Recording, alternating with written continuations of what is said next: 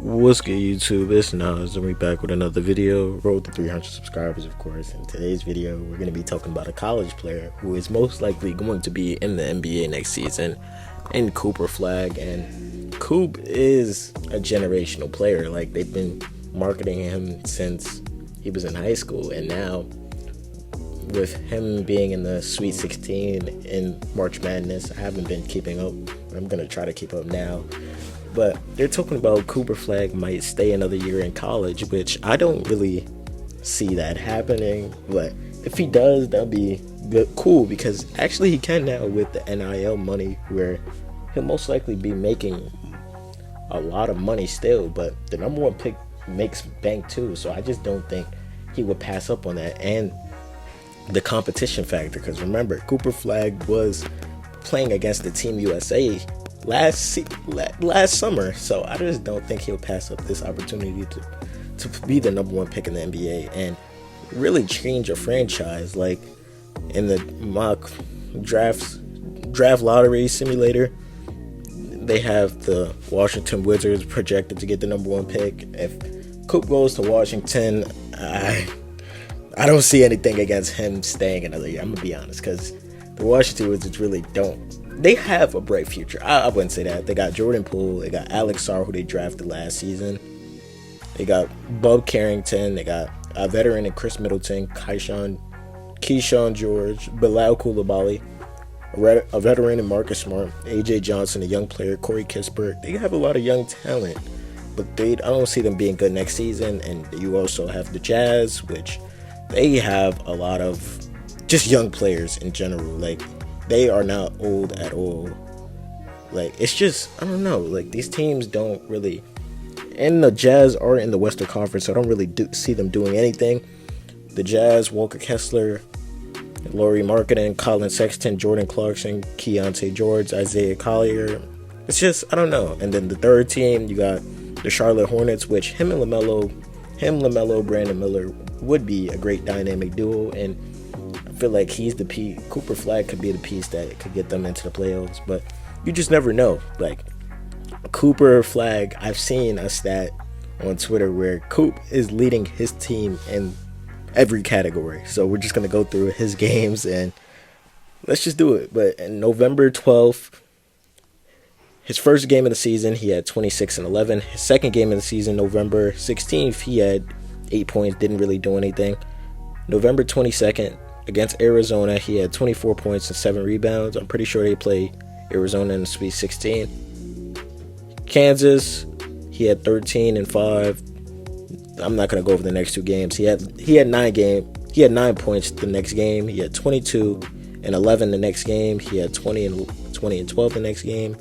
He didn't really hit his stride until December 31st, which, again, perfect timing. I'm gonna skip over that. On December 31st, he had 24 and 3. December 31st, he had 24 and 6. No, he had 24 and 11, my bad. And January 7th, he had 19 and 10. January 11th, he had 42 points, 6 rebounds, and 6 assists. I'm pretty sure that's when he scored the most points, and not the most points as a freshman. I'm pretty sure.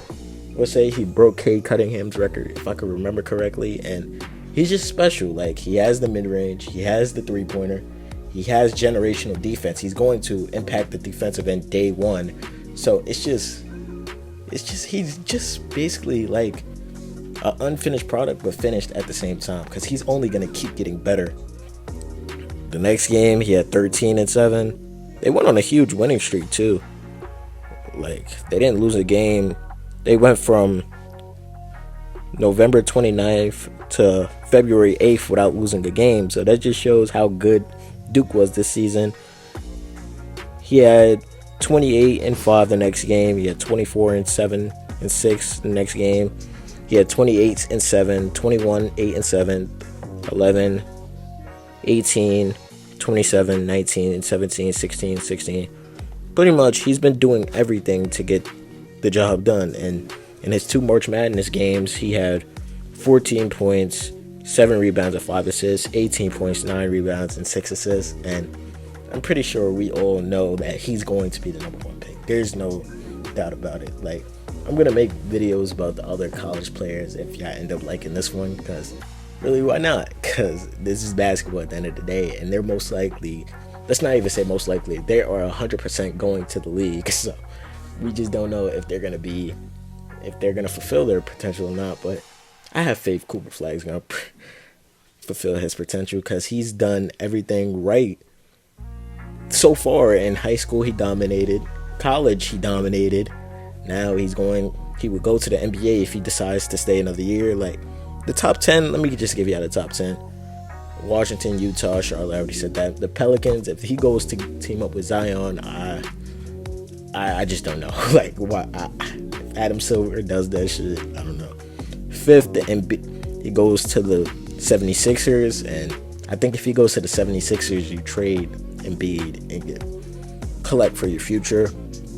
Next is Toronto. They don't really need Cooper Flagg, so I guess you trade RJ Barrett. If you get Cooper Flagg, you got the Heat, who they just got their rookie in Khalil Ware, so I'm pretty sure they trade him for more assets. You got the Spurs. If God help the league if they let Wemby get Cooper Flagg. Like, I just don't know. Cooper Flagg, Wemby, and De'Aaron Fox with their rookie, with their second year Stephon Castle. Like, come on, bro. We just can't. Silver cannot let this happen. Like, 2 year, like, come on, bro. There's just not enough I can say if you let Cooper Flagg go team up with Wemby. That just doesn't make sense to me at all. But they are going to be a playoff team next season if they get Cooper Flagg. I won't even put that in the air, because this league is doomed if they give Cooper Flagg Wemby. Or if they give Wemby Cooper Flagg, this shit is doomed. But I don't know. Like, he could stay in college, play another season, and go number one the very next year. But these teams that are bad, they're most likely going to be bad again. So why stay another year? Or I could stay another year if you love the Duke atmosphere and you love playing college hoops so much, and you're making enough bread so you don't have to worry about the money aspects of it. But I just don't see Cooper Flagg missing out on the competition of the NBA, and pretty sure he signed to Nike or some shit like that. So you got heads at Nike who could convince him to go to the league, and I feel like his family is gonna tell him to go to the league, because that's just the competitor that Cooper Flagg has been since high school and since college. Like, he's only, like, I'm pretty sure he's 19 right now, if I'm not mistaken, or he's about to turn 20. So I don't know. Like, oh, he's only 18. Damn, he's younger than me, which is crazy. God damn, you got 06 babies going to the NBA this season. Wow, I bet old heads feel crazy right now. Oh, my generation is going to the NBA, or my age group is going to the NBA. But let me know how y'all feel about Cooper Flagg, and do y'all think Cooper Flagg stays another year at Duke, or does he just go to the NBA? Subscribe.